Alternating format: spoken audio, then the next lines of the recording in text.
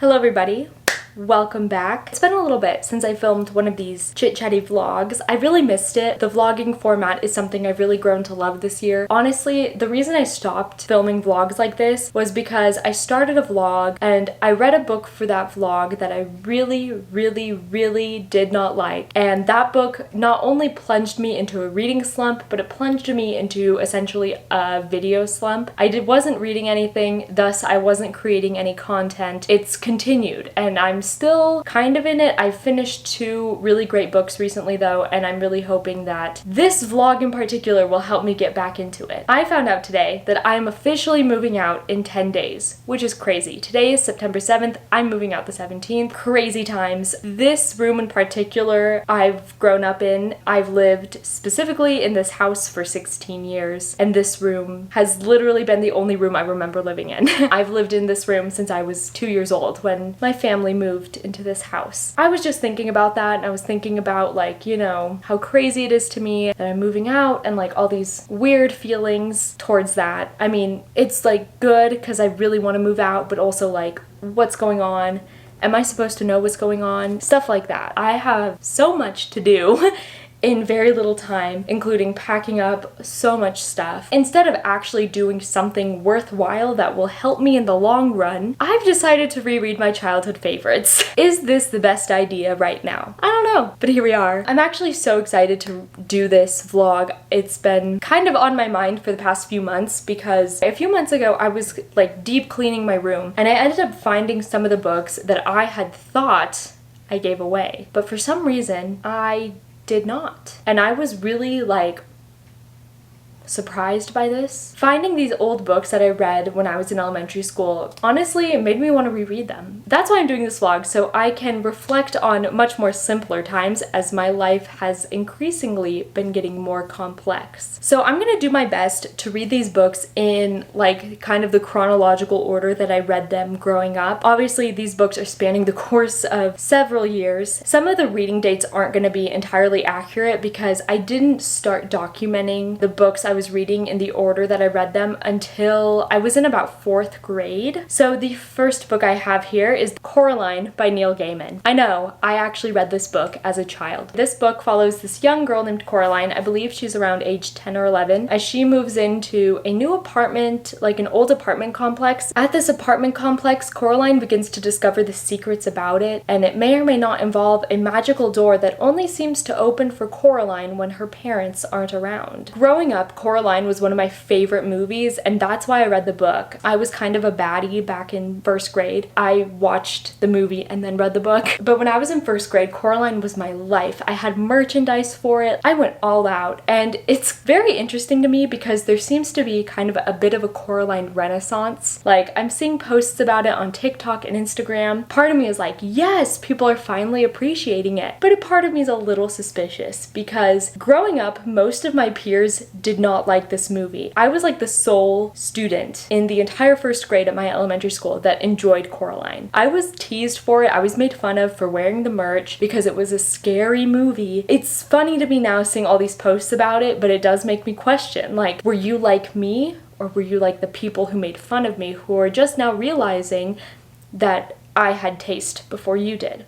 You know, I honestly don't really remember much about my reading experience with this book except that back in the day, before Audible, before Libby, I listened to this on audiobook with like the CDs, like audiobooks were put on CDs back then. I listened to the audiobook for this in the car with my mom, waiting to like pick up my brother and sister, and I remembered like listening to it, and my mom would like park the car and I would follow along. I get motion sick, so I couldn't read in the car while the car was moving. So I remember my mom would always park and she would turn on the stereo. I would follow along the book as the audiobook was on the stereo, but I couldn't read it while it was driving because I would get nauseous, and I still do to this day. Fun fact, that hasn't changed about me. I am really excited to jump into this because I've heard this book is actually terrifying, and for some reason I really don't remember much about reading this book except that I would listen to the audiobook in the car, and I genuinely like have no memory of any particular passage of this book. It's been a little bit. Today is Monday, September 13th. I haven't been reading as much as I wanted to because I'm packing for college and I have to pack a lot. I am a hot mess right now. To be honest, don't look too closely at the background because it's kind of a mess. Yeah, we're just gonna block that with me. I think I mentioned in my previous clip that I read this book on audiobook in the car. This is the actual audiobook that I listened to growing up. These are the exact discs. And this was actually the exact cover of Coraline that I had with my original book. I can't find it. I don't know where it is, to be honest. I don't think I gave it away because it's such a staple in my heart, but this was actually the original cover I had of Coraline, and it also matched the audiobook. Revisiting this story was so much fun. I thoroughly enjoyed my time rereading it. It's so funny because I just saw so much of my younger self in Coraline. I really based my personality off of her. Baby cat, did you even have an original personality? Because I don't think you did. I think you stole it from her. Like I said before, I read this book in first grade. I was kind of hesitant rereading this because, you know, I had heard booktubers who are adults tried reading this book, but they got super scared by it and they got nightmares, and I was like, oh my gosh,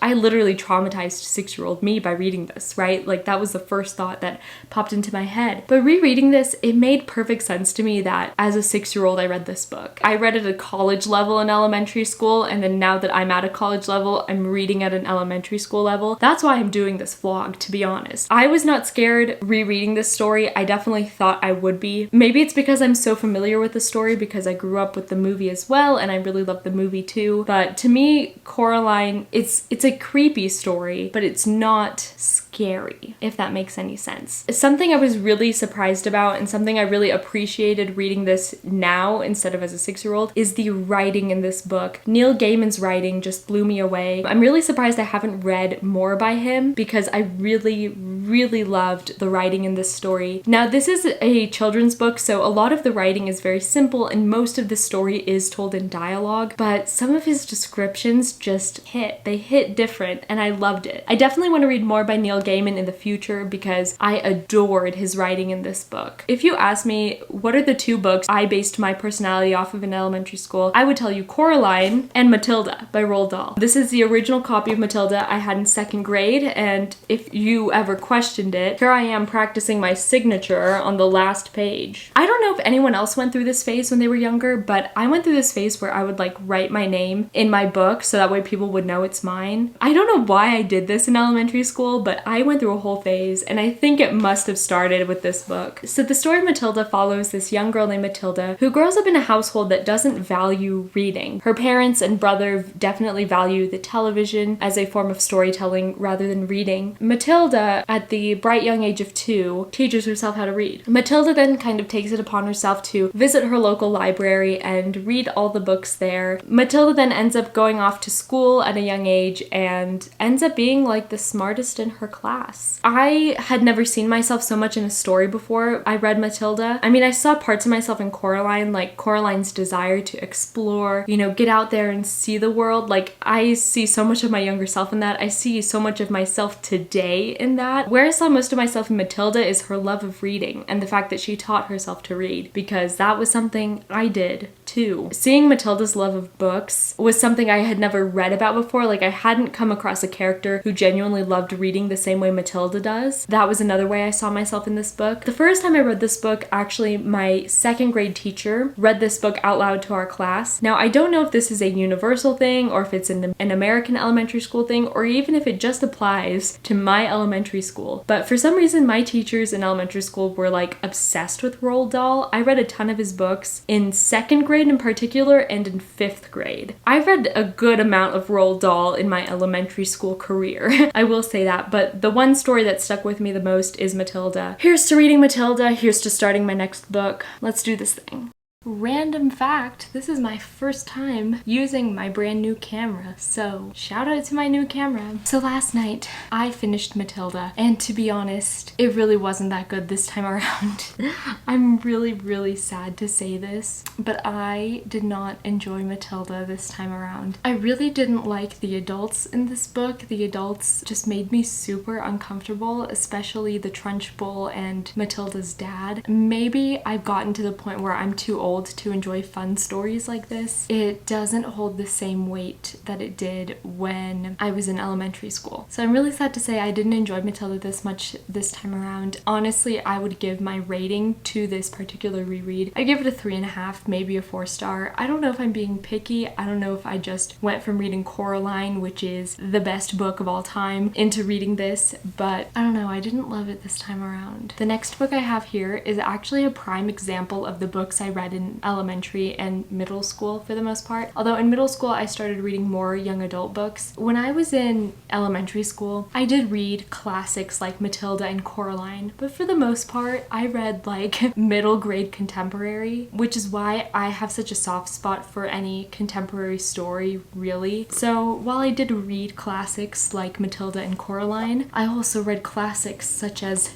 Just Grace. How many of you guys have read this book? I really want to know. If you're watching this and you've read this book, please comment. Please let me know if you read this. I've already started reading it. I'm 23 pages into it. It's already bringing back so many memories. I'm pretty sure I read this book, I think near the end of 2nd grade or like the beginning of 3rd grade, maybe during that summer. I think I read this book in the summertime. I am already like having nostalgic feelings towards reading this book, which I'm really surprised at considering I gave this 3 stars on Goodreads. I'm having a much better time rereading this than I honestly expected, but my Goodreads rating did throw me off. Grace is definitely a snarky character for an 8-year-old, and I appreciate her. But for those of you who don't know, Just Grace follows this girl named Just Grace. It all starts in her 3rd grade class when she realizes that there are 4 other girls named Grace in the class, and the teacher assigns them, like, you're gonna be known as Grace and then their last name initial. One of the Graces raises their hand and says, I want to go by Gracie. Our main character, Grace, just tells the teacher that she wants to be known as Just Grace. And of course, the teacher misinterprets that, and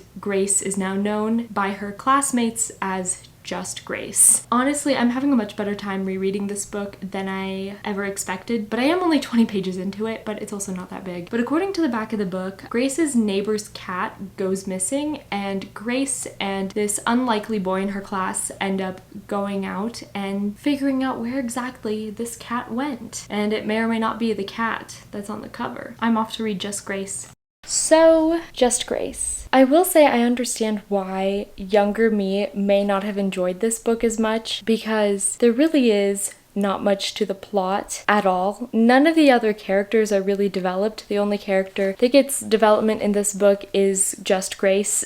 Now, to be fair, this book is short, like it's barely over 100 pages, and it continues on with several more books that I never read. I read up to book 3, I'm pretty sure. I think I ended up liking the 2nd book more than the first one, which is no surprise considering I am just someone who appreciates a good sequel. So I think I like the 2nd book better than this one, but I get why younger me may not have liked this book as much. That being said, I still did enjoy my time reading this, and I'd honestly bump up my rating to like a 3.5 star because it was really cute. I will say though that the summary is definitely very misleading. This little mystery portion doesn't come in until like maybe the last few pages of the book. I'm not even kidding. One of the things I remember when I was younger was I kind of had an on-again, off-again relationship with middle grade mysteries. The issue with middle grade at the time when I was reading it was when you came across a middle grade contemporary like this one, most of the time the plot was some sort of mystery. I never really ended up enjoying those books. I just wasn't someone who wanted a mystery. I liked books where the plot was kind of surrounded around friendship or, you know, friend drama and stuff like that. I really truly just wanted a story that focused more on the characters and the drama and the stuff going on in their life rather than some sort of mystery plotline.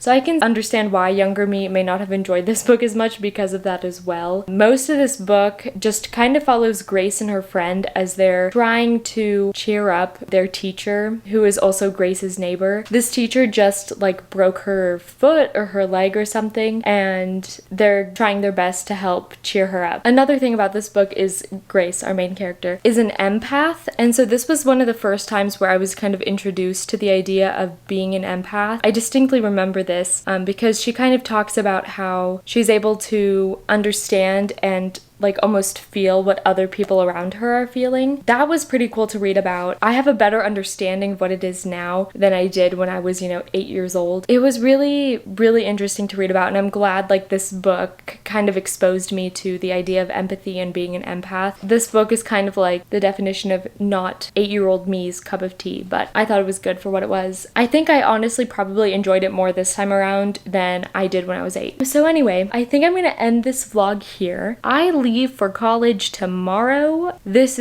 series is not over. Don't think it is. You heard it from me first that you will definitely see more of me reading my childhood favorites because I think it's fun. It was nice to revisit these stories, but this video was fun. I really enjoyed filming it. So thank you so much for watching if you watched all the way through, and I will see you in the next one.